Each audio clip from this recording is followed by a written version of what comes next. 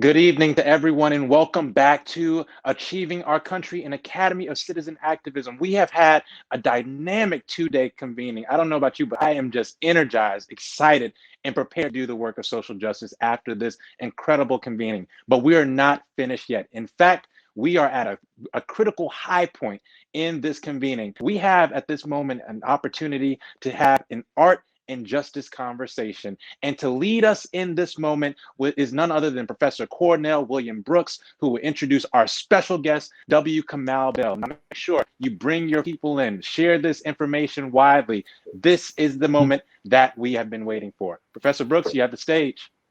Listen, it's just so wonderful to cap this evening with W. Kamau Bell. W. Kamau Bell, I should say, stands in a peculiar place in the American arts as someone who has fused journalism, humor, social commentary, social criticism, a Renaissance man of the arts, meaning he has podcasts. He's hosted television shows on FXX and on CNN, released comedy albums, partnered with artists from across the spectrum, and he brings a unique insight and thoughtfulness to some of the most difficult, nettlesome issues dividing this country, whether it be defunding the police, hate crime, social division, ethnic division. W. Kamau Bell literally is someone who not only makes us laugh, but makes us think about ourselves, reflect on our society, reflect on our democracy. So I can't think of anyone more thoughtful, better positioned to help us think about this moment that we find ourselves in terms of art and advocacy than W. Kamau Bell, my colleague from CNN, and someone who I've admired for a long time, and just glad to be with you, brother. Thank you. And let me know this. He is in the middle of literally as we speak, producing United Shades of America, which if you have not seen, you have to do yourself the pleasure, the honor of being in the presence of someone who is such a skilled conversationalist and someone who has a kind of empathy and incisive wit and commentary that I've seldom seen on television in terms of getting people to talk about things that are very difficult in honest and frank ways. And brother, I'm just so honored and pleased to have you join this Academy of Citizen Activism. Thank you. Well, thank you for having me, Professor. I just want to say, to be clear to everybody who's watching this, I'm not here because of Harvard. I'm here because of him. I mean, Harvard's nice and all. I've heard a lot about it. I used to live in Boston. I'm not. Wait a minute. Didn't you? I think you grew up between California and Mattapan. Well, I mean, it's. I wish it was that simple. I grew up between Mattapan and Alabama. The California part came later. Wow. Yeah. Wow. Yeah. So you have such an interesting background, and I always like to start with not merely what people, not in terms of what people have accomplished and what they've done, but where they come from. So if you could just tell us a little bit about where you come from, who your people are, and then we can get to like how you came to do, I'd call it comedy as social commentary, social criticism. I mean, I think first of all, just to sort of tag the comedy as social commentary criticism, that's what I always knew comedy to be. I know comedy isn't just that, but I grew up child of the 70s, square in the middle of Generation X. So Richard Pryor was a verb. I was about to go there. Yep. Yeah. So like there was no comedy that didn't eventually get to Richard Pryor explaining the world to us. So, and I think about that. And then, and then my mom, who's academic, social just, did everything you could do in the Black Power, Black Pride movement, was almost in the Nation of Islam, was also in academia, had 2 marriages, one with a white Jewish man, one with a black man from her hometown, traveled, grew up in Indianapolis, Indiana, which is basically like growing up in Mississippi. Like it is not that much different. So, so I come from her, and I always say my mom's like the ultimate outsider. She's going to do what she wants, and she doesn't feel like she can do it from inside. Then my dad, on the other hand, Mobile, Alabama, born and raised, didn't travel a lot as a kid, but then at some point in his life realized he needed to up his mighty race and lift himself up by whatever bootstraps were available, and became like a titan of industry. As I was sort of growing into adulthood, I saw that this was like after I was a kid, and is like the ultimate insider. Like, I'm going to make the changes I can make from the inside. I'm going to get on the inside and make the changes. So those are my two parents who are not together, which you could guess based on how I described them. So I feel like I have pieces of both of them. Like, I'm an insider who holds that outside status, and I'm an insider who connects with the people on the outside and goes, "Tell me what you want me to say when I get in there." And so which is how you get to like the Defund the Police episode of United Shades of America. So and I moved around a lot as a kid. So I saw a lot of different parts of America, from being born in East Palo Alto, growing up in Boston, Indianapolis, Alabama. And then as a stand-up comedian, you travel a lot. So I think I've always been an observer of America. So we have, a number of young people, students who are attending this Academy of Citizen Activism in high school, college, as well as graduate school and rank and file activists. But if I understand it correctly, you went to the University of Chicago Lab High School? Yes, yes. As well as Penn. So notwithstanding the University of Pennsylvania, notwithstanding the fact you ragged on Harvard, you at least, I don't want to discredit your activist and righteous sensibilities, but you did pass through the Ivy League. I passed. I didn't pass all the way through. I went in. It was like, nope. And then I backed on out. So I'm a proud dropout of the University of Pennsylvania. I've dropped out of some of the best schools in this country. Well, listen to great impact and great effect. One thing I'm curious about is, among a number of things, is not just choosing comedy as a career, but the way you do comedy, right? So I think it just strikes me as a peculiar, as in distinctive form of comedy in that it's journalistic. Right, it's not merely commentary on the outside. It's journalistic in the sense of that you literally going inside of this country and people and their perspectives. So I'm just trying to figure out, like, how did you decide to take that up as, if you will, I'm religious person, but I believe that people have callings, but then also people can be circumstantially called, right? So I'm trying to figure out, how are you called into comedy? I mean, I think that there is as much as a kid wants to do anything when they grow up, comedy is one of the things I wanted to do when I grew up. So it was always something that was like, either I want to be Spider-Man, not play Spider-Man in the movie. I want to be Spider-Man, literally, or I want to be the next Bruce Lee, or I want to be a comedian. So those were sort of the three things I was looking at when I was a kid. So stand-up comedian became the one that was the most realistic. And I think in some sense, whether it seemed possible at all, I felt like it just seemed like something I should try, even though I was not like the funniest of my friends. I think my friends were all funny. I was just the one, I always say, who didn't have the job skills. But I'm also an only child, which I think is important in my identity. So I spend a lot of time in my head going over what's going on in the world. And then sort of like the things that I sort of like land on, I would be like, I want to say that on stage, or I want to share that. I think that's funny. I think I have an angle on that. So that's that. As a comedian who was young and trying to be a comedian, I was just trying to be funny. I wasn't trying to be whatever this thing is I am now. I was just trying to be funny. I wanted to get on Saturday Night Live. I wanted to get a sitcom like Jerry Seinfeld. I wasn't trying to like do whatever this is. I think, but let's remember, as we said earlier, I came from my mom, and I was brought up mostly by my mom. So all those conversations about the movement and the people and Black folks and also seeing my mom everywhere she went in her life, was the first Black woman to ever work at this place or have this title. And as I said, like, as an only child, you end up hanging out with adults a lot. So I used to have a joke in my act that I was 11 years old before I realized that a cracker was also a delicious snack. So I just heard a lot of conversations about the struggle. And so I think that was all in me, but I don't think I was ready to sort of like do anything with it until I got old enough to understand it the way I could sort of process it. And then honestly, Barack Obama ran for president, and every day in the news, all the stuff I heard my mom talking about was happening on TV. the way they were talking about Barack Obama, the way that he was being treated, the way he was being viewed. And so suddenly he becomes a pop culture figure. And as a comedian, we're supposed to talk about pop culture. So I think I think Barack Obama running for president is probably why I found the career I did. And then opportunities opened up that I didn't even seek out, that I just sort of became a person who were like, oh, you could do this, because there's not a lot of people who could do this.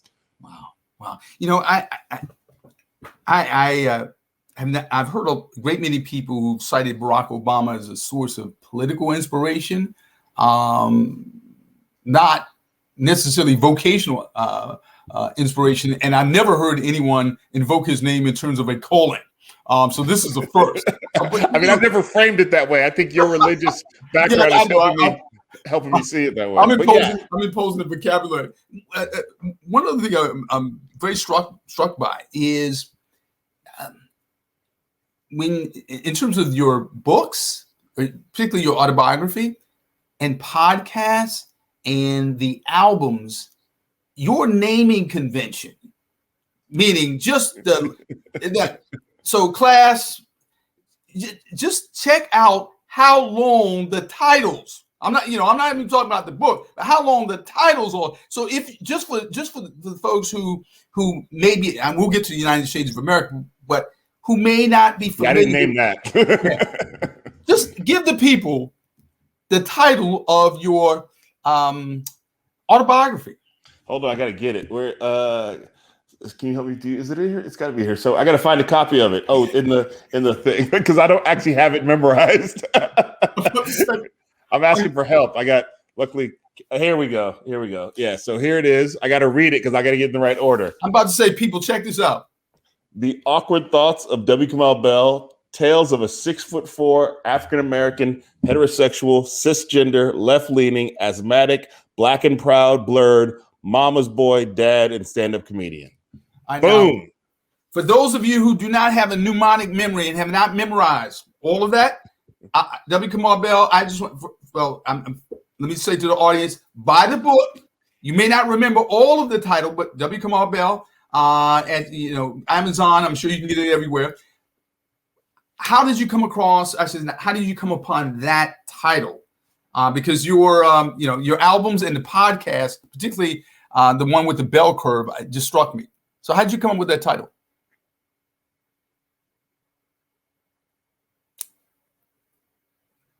You may be on mute.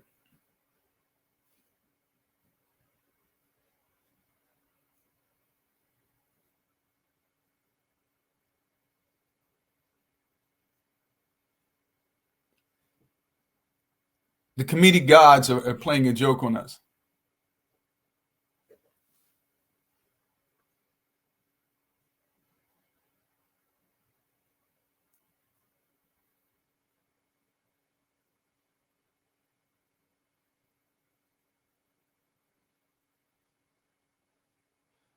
Okay, so for those of you who are watching and listening, W.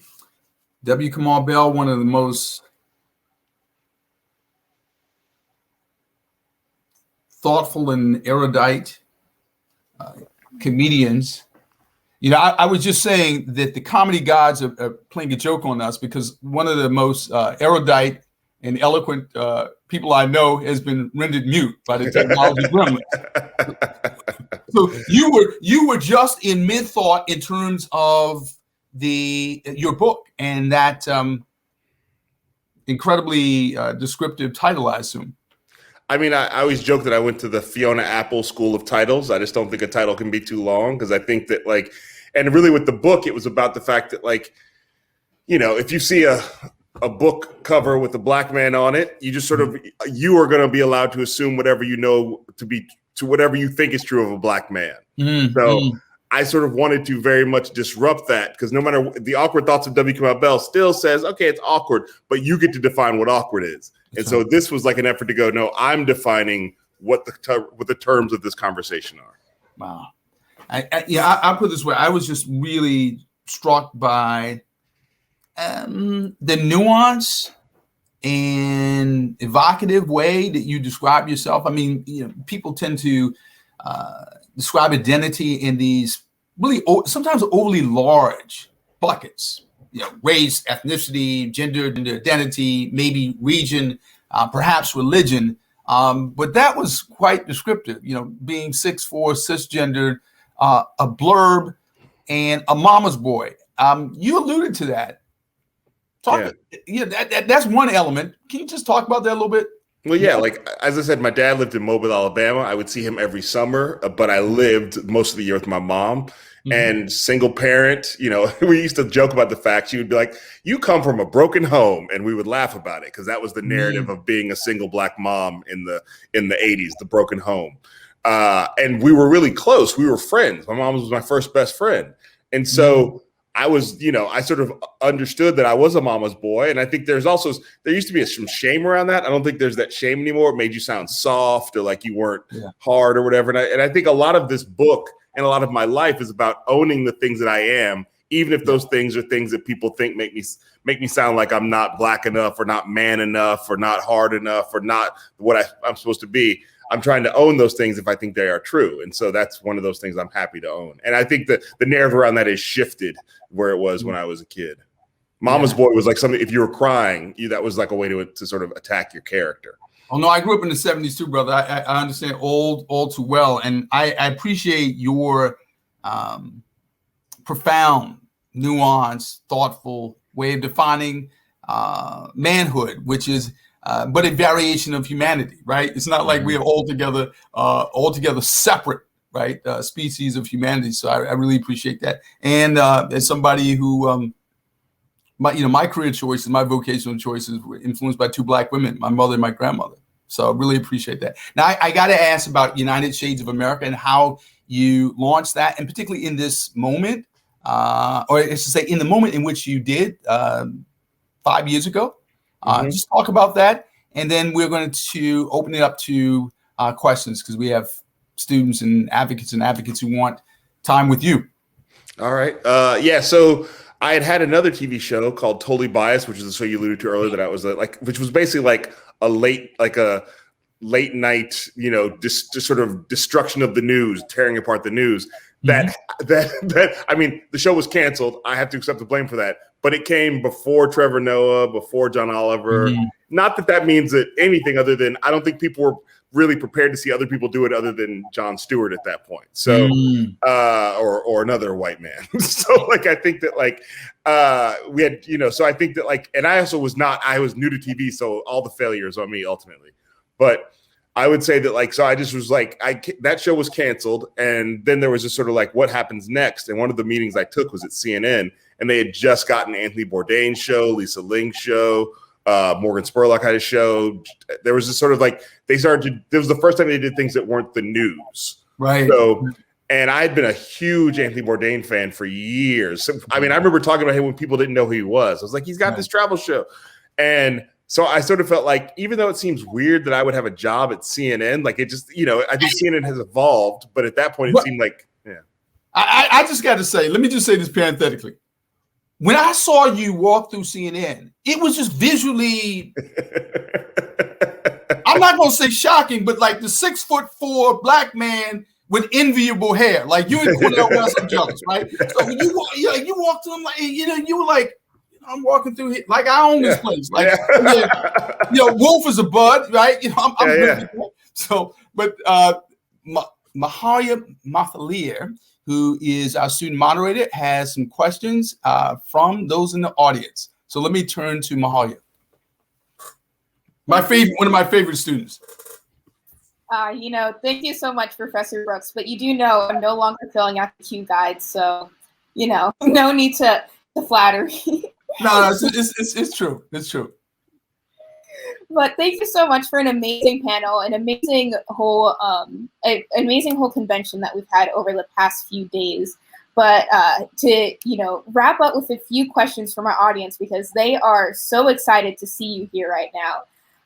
First of all, one of our audience members is wondering, how do you balance the role of telling the hard truths about our country as a comedian while also sharing hope for the future, all while also making everyone laugh?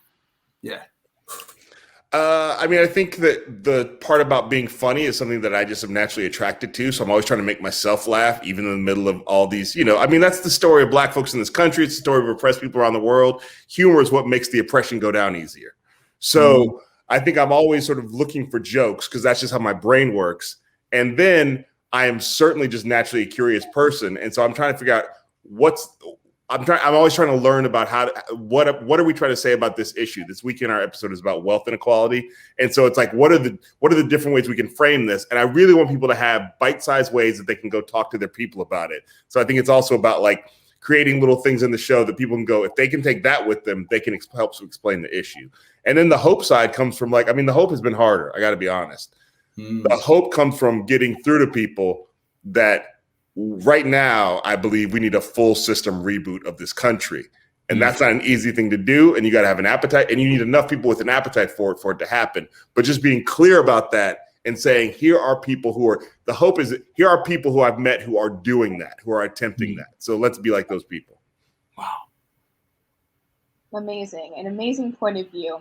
And kind of segueing on from that point about hope, about what comes next. We have an audience member who really point of view about where do you think we're heading as a country right now?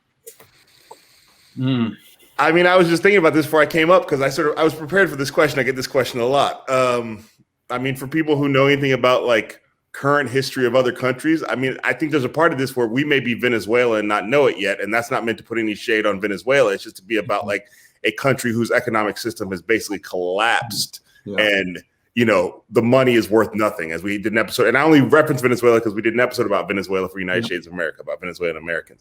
And so I feel like, I think we all have to be aware that like when you live in a country where the pandemic hits everybody hard except the billionaires who made money, what is that saying about the fundamental nature of your country? And because of how racism works in this country, that it's hitting Black folks, Latin folks, other the black and brown communities harder than it's hitting the white communities. So for me, it's like, we have to be clear about this. This is an opportunity. And I think the best way to look at it is an opportunity to sort of go, who are we? How do we define ourselves? And a little bit, I think a little ego has to get involved. What do you want history to say about what you did in this moment? Wow. Amazing. And I'm sure that history will have plenty to say about you.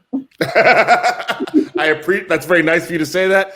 I think I probably won't be mentioned, but I do feel like I definitely want to feel like that when it's all that would I definitely want to. I mean, really, I got 3 daughters too, and I say to them all the time, like, we have to be engaged in making things better for the world because we're pretty lucky. I want to be clear about my own level of privilege at this point in my life. I don't deserve any of this stuff. I'm working hard, but I don't deserve it. And so we have to be, so those of us who have too much is given, much is expected, I guess. So I think for a reason, I look at my kids and I'm like, I don't want you to grow up thinking that like, just because we have this, that we earned it and other people didn't. Right. You will be remembered by history because the Smithsonian will have a collection of your briefly titled books. Oh, absolutely. On to the next question from our audience members. We're just so excited to have you on here today. They would love to know, how can younger artists, because we have a lot of college students, younger students, and older students, all of advocacy, they'd like to know how they can use their platforms to demonstrate public leadership and give voice to some of the major challenges that our generation is going through.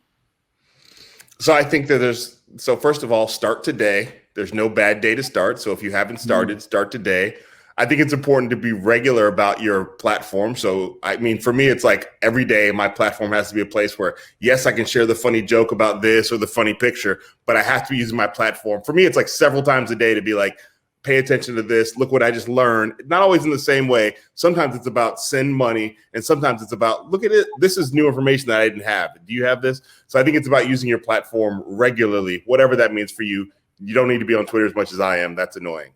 But the other thing I would say is that always be interested in taking in new information and new perspectives and having your coat pulled by people, even if sometimes when they pull it, they got an elbow in it that actually hurts you. You know what I'm saying? Wow. So you got to be prepared to sometimes get your feelings hurt and be okay with that and develop you have to be sensitive and also have a skin that's thick enough to be like, that hurt, but I can move on. So I think like right now with the news out of Israel and Palestine, I've learned a lot over the past few weeks, and I've gotten my coat pulled, and I've had a lot of amazing conversations with Palestinian activists about what it feels like from their side. And that's not all fun information to hear. And it's not also fun to hear how I may have failed in my advocacy. So I appreciate the moral humility that I hear, because, you know, in this moment, it's hard to be a great active and great advocate without some moral humility. Mahalia. Absolutely. Well said.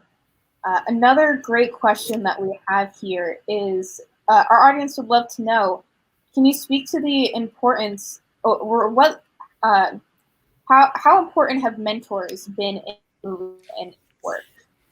I mean, I think mentors, there are sometimes people who are active mentors, like my friend Dwayne Kennedy, who I met when I was 2 weeks into comedy. He's a stand-up comedian.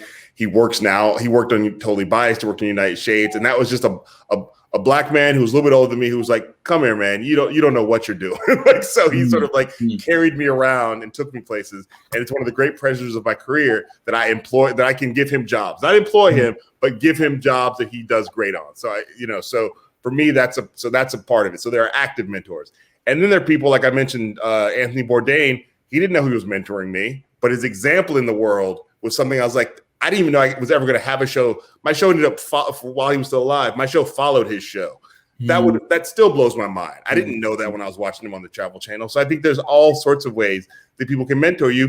And I think you have to understand sometimes your mentor's not Yoda. So your mentor may be good in one way and not good in other ways. And so I've certainly had that too, where it's like you can get something good from somebody and not expect that to be that they're good on everything. And I think sometimes we want to turn people into Yoda. And as we've seen in the last few years, a lot of our Yodas are not as Yoda as they claim to be. One thing I'm curious about, how are you as a mentor? I'm very aware of the fact that I had good mentors, and so I take that role seriously. I mean, I do think there's times, and sometimes I will find myself mentoring somebody who, again, may not even know that I'm trying to help them, but I think there are times when I realize that part of being a mentor is fighting for that person when that person can't fight for themselves. So, for example, with United Shades, there's a producer named Geraldine Porras, who's a Latinx woman from out here in the Bay Area, but I met her on the show. And when she got to the show, she was a low-level producer. And as a woman of color in Hollywood, she probably would have stayed a low-level producer because that's how it works. And so I actively told her, you have more than this than you because of the work you've done. And then I worked behind the scenes to get her to keep sort of encouraging her promotions and to say, if somebody thought she screwed up, I'm like, that's not a big deal. So I hope people who I'm in that relationship with see me as working hard for them. But you also have to realize as a mentor, you can't mentor somebody more than they want to help themselves. So there are times when you sort of go, I thought you were about this life. I thought you, we joke about it. I thought you wanted to win, and as a person of color, you really have to have that viewpoint of like, I want to win. You can't just show up the way that a lot of white folks can. So I think sometimes you have to, as a mentor, I can't fight the whole battle for you. Come on, let me note this parenthetically. The way you describe supporting, mentoring a woman, that's good mama's boy behavior. Let me just note that. I'm sure Geraldine's going to text me. She's probably watching this and let me know how I'm doing. That's all. The other thing is I'm not her parent, so she also can tell me what I think it's also making sure there's not some sort of power dynamic. Yes, the thing I like about Geraldine is she tells me, Kamau, that wasn't it. So I think that it's important for me to have people. I sort of say everybody in my life who's in my inner circle can pull the e-brake anytime they want to and go, that's not it. Yeah. Oh yeah, I think we've got time for one more question. Let's take two more. Let's be, Okay. All right. I can hit you with both questions now so that you have plenty of time to answer them both, if that sounds good. Skilled. All right. So for our last two questions of the panel, our audience would love to know, do you think we may have become too relaxed with achieving a new administration, given that we have witnessed an insurrection of white supremacists in the U.S. Capitol this year? And for the second question, to wrap things up, we'd love for you to speak to the importance of both laughter and levity in the work of social justice. So I think when we say, I think with a question like that, first question, we have to define who is we, who's the we who's been relaxed. You know, I believe in the rules of high school debate, like you have to define your terms. So I think there is a we in this country that has sort of forgotten about January 6th. And there's a we in this country that has encouraged us to forget about January 6th. But then I think about like the people, activists in Oakland I worked with in the Defund the Police episode, Kat Brooks, Pastor Michael McBride, Pastor Ben McBride,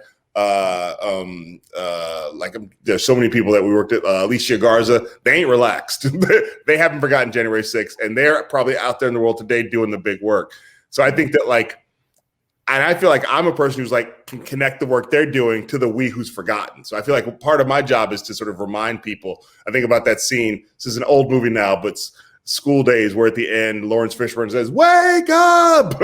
So I feel like part of my role is to do that, is to sort of like make sure people don't forget. Because I think that January 6th specifically, if we don't really push the gas down on that, or keep elevating that, history's gonna look at us like we were ridiculous. Like that we sort of like they just let that go. They let attack on their own government ordered by their own president, and they just sort of went to the midterms. Like that was, so I think that I feel like part of my job is to constantly sort of be to shout into the microphone that I have. But yeah, so I think that we have to, and I think the big thing I'll leave here is who's the we you're talking about. And I'm not talking about you specifically, but I think we do that a lot. We, as somebody who works on TV and hosts a show, I always have to be very aware of what I'm saying when I say we, and let the audience know which we I'm talking about. Because sometimes we is my people, is Black folks. Sometimes we is my family. Sometimes we is my country. Sometimes we is blurs. You know what I mean? So and I've used all those on the show. So I think we have to be clear about who the we is. And as far as levity, again, if you're not finding ways to laugh, to breathe out, to expel, to take a moment, you're going to get ground down. And I say this as somebody who really feels like over the pandemic, I have really been ground down in ways that I'm only now realizing, even as someone who's working in laughter. So I think that to be aware of the fact that recently I've just been like, I'm just going to take walks every day. Like I thought I would do when I was 75, but I think I'm at the point in my life where I need to just go out and take a walk around the neighborhood, because I think it is easy, especially with the onslaught of information and the onslaught of tragedy. Think of this as, I mean, you both know this. As Black folks, we deal with the Black tragedy. The Black tragedy of people we haven't met, but we have to sort of process our own life tragedies we have to deal with.